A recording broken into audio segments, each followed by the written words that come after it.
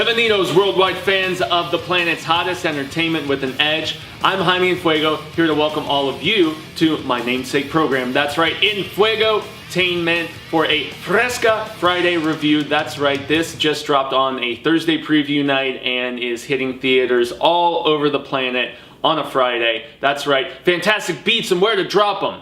Now, that was the previous one, or was it Fantastic Beasts and Where to Find Them, like the textbook from the Harry Potter? I don't know. This is the second in J.K. Rowling's prequel trilogy that is not based on any pre-existing stuff, with the exception of this wizarding world that she so magnificently crafted for just the captivation of fans all across the planet. And personally for me, I didn't absolutely love the Harry Potter franchise. You know, I read a couple of the books after the fact, but I was not on the craze train beforehand when the initial novels were being released or anything like that. I saw the first two Chris Columbus movies and was like, these are okay. And it wasn't until Quran came in and basically just darkened the franchise and gave it its signature mood and look, in my opinion, that I started to seriously take notice. I kind of felt like Goblet of Fire, that was what it was called, was a misstep. But with Order of the Phoenix and then onward, I felt like David Yates, who returned to direct the previous film in this prequel trilogy, and there is a third film that is coming, presumably regardless of how this one performs, despite tracking and stuff. And yeah, you know, he did a very solid and serviceable job on the last few Potter films, and you know, he did good with the previous one. I had a lot of fun with it, and he also returns here to direct very competently and pretty well. So this is entitled Fantastic Beasts: The Crimes of Grindelwald. Grindelwald being played by none other than Mr. Johnny Dizzle, Johnny Depp, who has had a few problems within his career as of late, and you know, lots of missteps, unfortunately, and he's not at that level that he was for oh so long, especially for me, where I would like look forward to anything that he was in, you know, with the most just fever pitch of anticipation. And so here on Enfuegotainment, I always like to cover the bueno, the malo, and the feo. So a little bit of good, a little bit of bad, and a little bit of ugly. There will definitely be a little ugly to mention with Mr. Deppy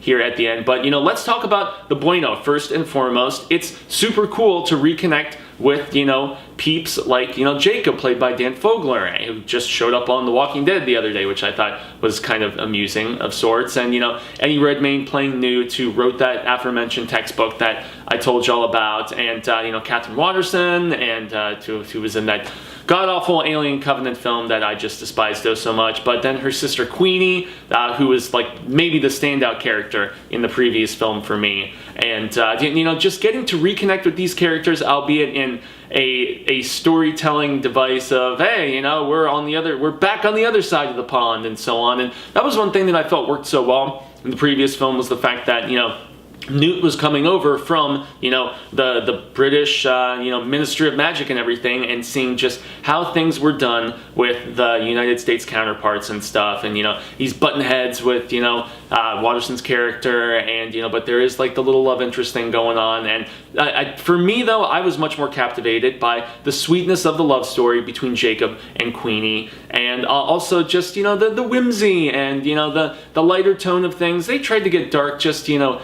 here and there, but you know, it really was not that sort of film.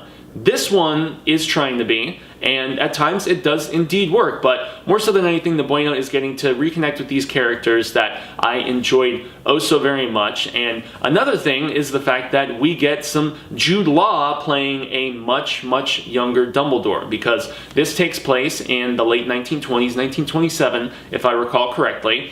And I personally love that period in American history. I love the flapper hair that the girls are rocking. I love the costumes. I just think that it's a really fascinating period, not just in American history, but just in world history in general. You know, it's post the war to end all wars, so, you know, we're removed from World War II. World War I, we're still far enough away from World War II, although the seeds would be sown, soon thereafter. But the look of the film that Yates and, his DP and his entire production team bring together is really awesome. It lives up to the benchmark that was set, with especially those later Potter films. The effects are really, really good, especially during a fight that's going down at the end when we actually do feel like the stakes are being raised a little bit, but I'll get to that in the MALO and the bad stuff. But yeah, the look of the film is great, especially some of the creatures. One in particular that kind of became the point of emphasis, I would say. You still get to see the platypusy little right-hand man of Newt, and it's still super, super cute. But there's this traveling circus that we see at one particular point in Paris, and that's the thing. Whereas we got to see the just magical culture and approach in America in the previous film, we spend most of this one in France, of all places. And so we get to see another take, this one not really being as drastic of a departure as it was when, we were in America in the previous film. But still, you get some of the culture and, some of the architecture and everything, which is pretty rad. And this creature that Newt captures from this traveling circus it's like a dragon dog, like lion kind of, I don't know, imagine taking like, a big Japanese dragon of sorts and mushing it together with that flying dog couch thing from the Neverending Story, and you'll kind of get a vibe for what this creature looks like. But it's super cool. It pops up quite a few times within the narrative, and there's a few other just cool, a little more on the scary side creatures in this. And so that's where I can really say Yates shines in just keeping the consistency of the vibe and the look of this franchise and this wizarding world that JK so just meticulously put together and did such an amazing job with. Performances for the most part are pretty good. Depp is he's solid. He's not going to wow you in this particular performance as the bad guy who makes it seem like what he is trying to do is actually not as bad. The whisperings are that he wants wizards to basically rule over all of the muggles, the non-mages and everything, and that's the ultimate goal. But the way he sells it to certain people in this, the fact that he's not completely about that. There is a place for those that do not use magic, and it's not to rule with an iron fist. They're not just going to be ruthless or anything of that nature. I don't know. It's an interesting storytelling device, and the whole time we're following Ezra Miller's character of Credence, trying to figure out who he actually is, and he's kind of conflicted. And in the scenes that he's in it, thank goodness he's not rocking that Lloyd Christmas bowl haircut like he was in the first one. He's properly conflicted, but the thing is, we just don't get as much of the characters, that I wanted more from and a little bit more development from than I really actually received. And so I guess I'll cover that a little bit more in the MALO, in the bad section. But, it did push the universe forward a little bit. There is one flashback scene in particular at a very familiar place, without spoiling anything, because I try not to spoil anything in these particular reviews unless I deem it as a specific spoiler. But it takes you back, and it's got that nostalgia, make you smile aspect. And Jude Law is probably the standout performance in this for me. Just seeing some backstory of a younger Dumbledore, and Jude Law looking handsome and dapper and everything and stuff. He's actually pretty damn good. He's probably the high point of this film, at least as far as the acting in it goes. Everybody else is pretty much doing kind of the same thing from the previous film if they were in it, and there's a few new characters that are tossed into decent effect, I guess. But as a whole, visuals are great. It's beautifully directed, and it's just more so than anything, it's bueno. It's good. It's a lot of fun getting to come back to this world that all of us enjoy the hell out of oh so very much. Now, this is where I have to get into the bad. The bad is that, because there is, a decent amount of jumping around, I really don't feel like we get as much, not only development, but enough from, like, some of the characters as I would have liked. And that's the tough thing in the second part of a trilogy, especially when you try to go a little bit darker like this one does. It's the whole Empire Strikes Back effect, the Aliens effect, if we're gonna, make the Cameron reference, the T2 effect. You try to double down, you try to, make things a little bit, bigger and flashier and everything like that. And I feel like they did that to some degree, but it just did not always succeed, and especially in the third act and in the climax, I didn't really feel a sense of urgency or just being on the edge of my seat, especially with some of the stuff that ends up happening in this third act. I just didn't really feel like the stakes were as high as they were making them out to be, and that's where I feel like the execution of the writing from Ms. Rowling, you know, not going from a textbook that she was able to, not a textbook, a novel I should say, she was able to just, you know, painstakingly put together. If you've seen some of those later Potter books, they are like My Beloved Psy King, you know? They are like, you know, paperweights. They're doorstopper kind of things. And so without all of that, you know, mythology and history and stuff and just additional information to condense down, I feel like, yeah, you know, maybe she's not as talented of a screenwriter as she is, you know, just somebody actually, you know, as a novelist and as somebody who's, you know, specifically writing prose and gets to add in all of that additional, you know, description and stuff like that. And so, yeah, as we were getting to that point in the third act where we're supposed to just be really like, oh, wow, this is happening and this is happening, and there's a few reveals and stuff like that, it just didn't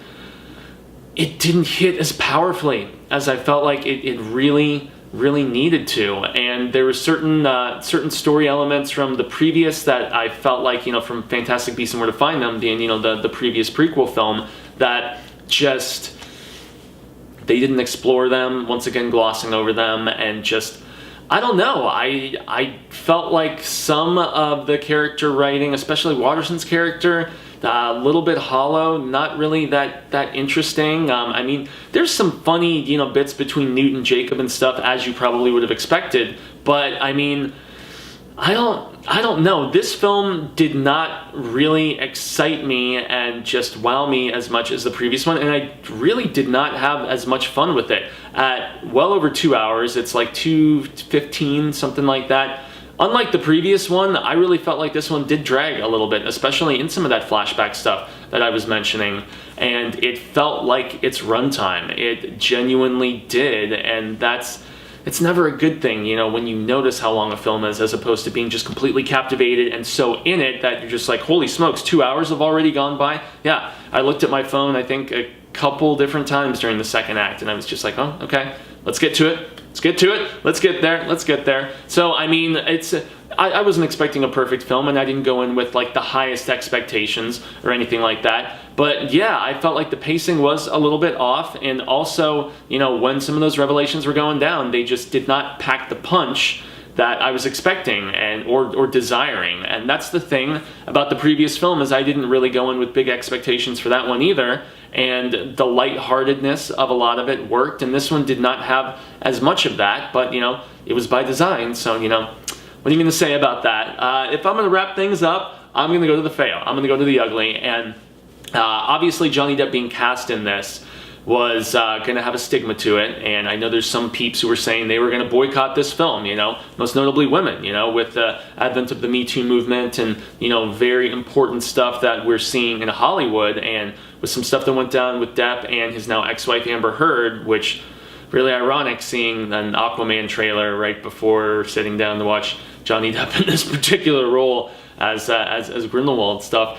I mean, I try my best to separate, you know, the art from the person, you know, but it's tough, you know, with peeps like, you know, whether it's a Bryan Singer or a Kevin Spacey or, you know, in this case, a Johnny Depp. It just is what it is. And, you know, another thing that I felt like was a really ugly misstep was the fact that there was a lot of buildup in the press about the fact that there was going to be this former romantic intertwinement between Dumbledore and Grindelwald, you know, and it's very, very lightly implied, and I think it's ugly for the sheer fact that I think they got cold feet, and this is 2018, and, you know, two men with like romantic affection for each other it's not a thing, you know. And the fact that I think they, in a PG-13 movie, you're not going to see any crazy, you know, two dudes making out or anything like that, but nonetheless, I felt like they didn't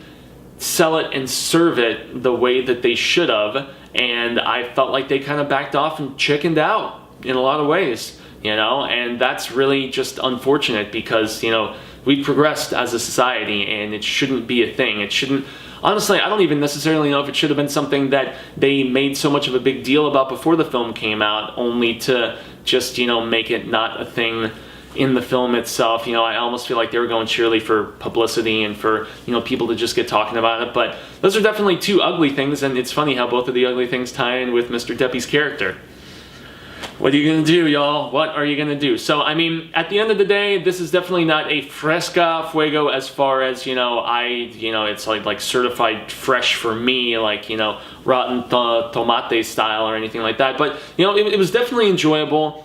I feel like it's going to be polarizing in a lot of ways. I feel like the super hardcore Potter fans, since I'm not like really just knee deep in all of that lore, they're probably either gonna love it or hate it. You know, I'm not sure what deep-rooted things may have potentially been skipped over, changed, but hey, you go right to the horse's mouth. You go to the source for this because JK is the one who scripted it. So, I mean, if you're upset about that, and then also I feel like you're gonna polarize some people who, excuse me, don't really recall the previous film very well, because I must admit it took me a second. I didn't rewatch the original Fantastic Beasts before going to check this out, and so there were a few things where I was glad they led me through a little refresher, and I was just like, oh yeah, that's right, that happened in the previous one, and you know, this is a plot hinge and stuff, and so I don't know, I feel like it may be a little confusing at times for those who don't recall the previous film, or God forbid if you're just jumping right into this if you haven't even seen the previous one. I still feel like you could have some fun out of it. I mean, it is a solid fantasy movie, especially a fantasy movie, you know, dealing with, you know, the arts and wizardry and things of that nature. So visually breathtaking. Great performance once again from Jude Law, I thought, and I love the exploration of his character. Everybody else is, you know, solid enough, but, you know, Jude Law definitely seals the show in pretty much everything that I see him in, you know, whether it's Closer or, I mean, that's just one of the first that comes to mind because that's a hell of a film, Mike Nichols. But yeah, guys, I'm not over the moon for this particular film, and I did not, unfortunately, enjoy it as much as I enjoyed the previous Fantastic Beasts and Where to Drop Them. But hey, go out, see this film this weekend, make up your own mind, especially if you dig the Potterverse. You need to go and find out for yourself. You may enjoy the hell out of it, or you may have some of the same problems that I did with it. So I gotta extend a grande gracias to anybody tuning into this on my little makeshift set as I'm getting together a new, just larger thing and just backdrop and everything for future episodes here on the relaunch of Enfuegotainment that just took place this past week. In the weeks to come, there is going to be the Nightly Nerd coming, which is going to be just a nightly live news segment where all of you can kind of chime in and hear my thoughts about the good, bad, and ugly stories of the week, and of the day, because at the end of the week, on Sunday evenings, is when I will be doing the Geek and Rewind. Geek and Rewind is where it's the top stories from all of those nightly nerds, and it's going to be just kind of condensed down to what I feel like was the biggest stuff. There's also going to be some scattered trailer reactions here and there, some older retro Fuego reviews, and there is also an upcoming Patreon if you had something specific you would like me to cover. And yeah, there's also lots of old content most of it that had copyright notices I've taken down, and there's going to be others going down and having to be re-uploaded from previous seasons and incarnations of this program. So I've been Jaime En Fuego. You can find me on all social media sectors: Twitter, Instagram, those are where I spend the predominance of my time. Facebook, where I have a group called Hail to Stephen King, where every day we discuss all things Cy King, my favorite author, and that's also a twice weekly program on The Horror Show, which is still probably where you can see me the most. We do 2 to 3 episodes every single day of the week. Make sure if you haven't done it already, hit the like button, that subscribe button, and also the little share ding-a-lingy belly thing so that you can get little notifications about any time I put new content up. So once again, I extend that grande gracias to anybody who tuned in to this review of Fantastic Beasts, the Crimes of Grindelwald. And until the next bit of Enfuegotainment coverage comes at ya, I say hasta luego, Cinemigos. I hope that we get to connect sooner rather than later. And until then, adios.